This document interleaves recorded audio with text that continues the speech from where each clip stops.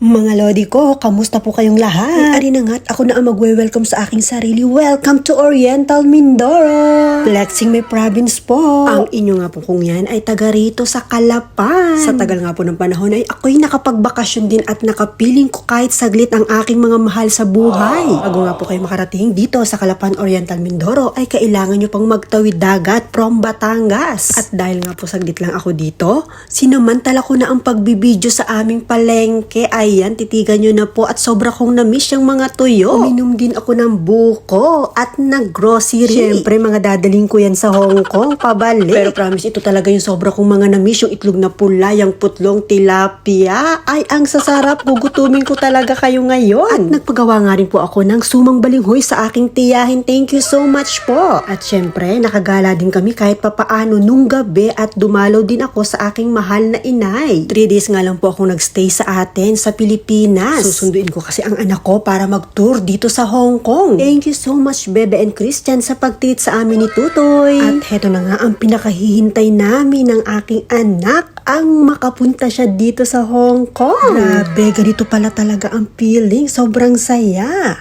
Yung mga napupuntahan ko sa Hong Kong, mapupuntahan na rin ng anak ko at mapapasyalan at makakainan. Thank you so much mga lodi ko for watching. Update ko po kayo. Bye!